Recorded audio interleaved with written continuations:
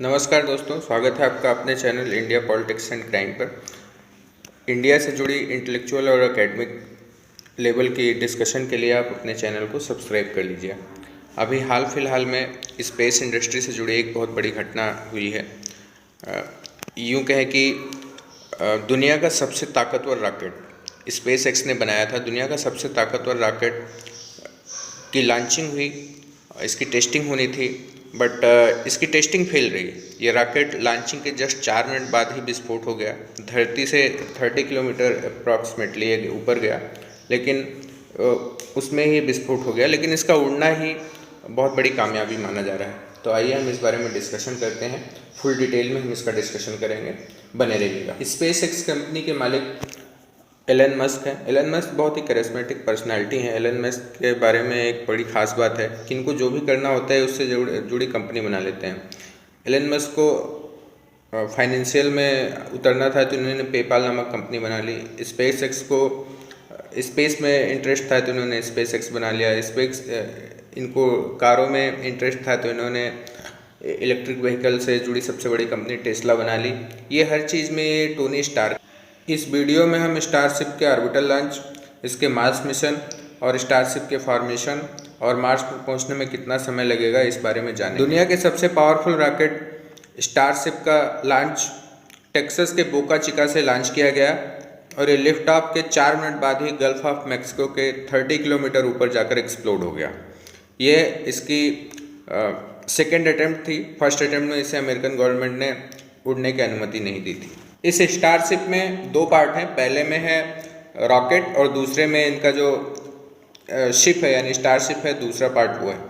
तो इसका जो रॉकेट है उसमें 33 बूस्टर्स लगे हुए थे, यानी 33 सुपर हैवी बूस्टर्स में 33 इंजन लगे हुए थे और ये इंजन इग्नाइट हुए, स्टारशिप ऊपर बढ़ा और 1 मिनट बाद ये लगभग मैक्सिमम एरोडायनेमिक प्रेशर स्टेज से गुजरा। लेकिन इसी सुपर हैवी बूस्टर स्टेज में इसके कई सारे इंजन फेल होने लगे और जिसके कारण ये रॉकेट अनबैलेंस हो गया और अपर स्टेज में स्टारशिप व्हीकल को बूस्टर से अलग होना था, लेकिन ऐसा हो नहीं पाया और लिफ्ट ऑफ के 4 मिनट बाद ही ऑटोमेटिक फ्लाइट टर्मिनेशन सिस्टम ने रॉकेट को नष्ट कर दिया। ये स्टारशिप का लॉन्च इसलिए भी बहुत इम्पॉर्टेंट था क्योंकि ये लॉन्च डिसाइड करता कि इंसान कब तक इंटरप्लेनेटरी बनेंगे, यानी कब तक एक ग्रह से दूसरे ग्रह पर जाएंगे। तो इसमें अभी हाल फिलहाल के लिए थोड़ा समय लगना है। आइए छोटे छोटे पॉइंट्स में हम इस लॉन्च को समझते हैं। सबसे पहले जानते हैं कि ये स्टारशिप क्या है।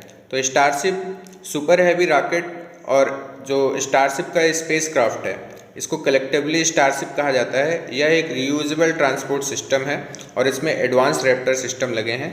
ये दुनिया का सबसे पावरफुल लॉन्च व्हीकल है। ये पूरी तरह से रीयूजेबल है और 150 मीट्रिक टन का पेलोड ले जा सकता है। दोस्तों, अगर आप यहाँ तक पहुँच गए तो हमारे चैनल को सब्सक्राइब कर लीजिए। इसमें एकेडमिक और इंटेलेक्चुअल लेवल के आपको कंटेंट मिलते रहेंगे। दोस्तों, ये पूरा लॉन्च 90 मिनट का था। टेस्ट फ्लाइट यानी 90 मिनट तक चलनी थी। अगर ये सफल होता तो लिफ्ट ऑफ के 3 मिनट बाद बूस्टर अलग होता जो कि गल्फ ऑफ मैक्सिको में लैंड कर जाता है। रीयूजेबल है तो लैंड कर जाता और इसके बाद जो शिप है वो उसका इंजन स्टार्ट होता और वो 150 मील यानी 240 किलोमीटर से ज़्यादा ऊंचाई पर पृथ्वी के चक्कर काटता और फिर ये हवाई कोस्ट पर स्प्लैश डाउन हो जाता है। यानी ये वर्टिकल लैंडिंग नहीं करता, ये पानी में जाके गिर जाता और फिर यहाँ से उसको उठा लिया जाता। लेकिन ये फेल हो गया और ऐसा हो नहीं पाया और लॉन्च के 4 मिनट बाद ही इसने खुद को उड़ा लिया, यानी ये ब्लास्ट कर गया।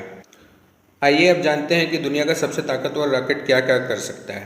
पहला तो ये पेलोड डिलीवरी कर सकता है, यानी कि स्पेस में कोई चीज़ है तो उस पर ये पेलोड पहुंचा सकता है, यानी फ्यूल वगैरह पहुंचा सकता है। दूसरा, ये मून मिशंस कर सकता है।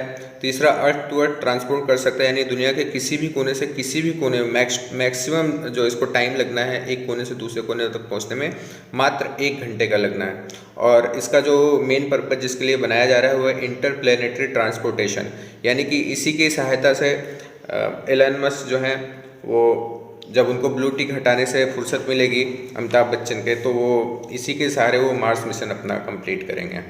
आइए बात करते हैं कि ये रॉकेट इंटरप्लेनेटरी यानी मार्स मिशन कैसे कंप्लीट करेगा। पहले तो बात करें तो इसमें जो सुपर हैवी बूस्टर के साथ स्टारशिप जो लॉन्च किया जाएगा वो इसको ऑर्बिटल में पहुंचाकर अलग हो जाएगा और रियूजेबल होने के नाते पृथ्वी पर लौट आएगा।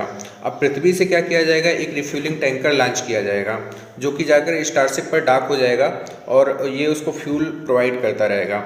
अब ये स्टारशिप पृथ्वी के ऑर्बिट से मंगल की अपनी यात्रा शुरू करेगा और ये मंगल ग्रह के वायुमंडल में लगभग 7.5 किलोमीटर पर सेकंड की रफ्तार से इंटर करेगा और पूरा टाइम इसको लगेगा 9 महीने के आसपास। तो 9 महीने जाने में और 9 महीने आने में, यानी टोटल 18 महीने लगेगा स्टारशिप के इस रॉकेट को मार्स मिशन कंप्लीट करने में। दोस्तों, if you like the content please subscribe the channel. Thank you. जय हिंद।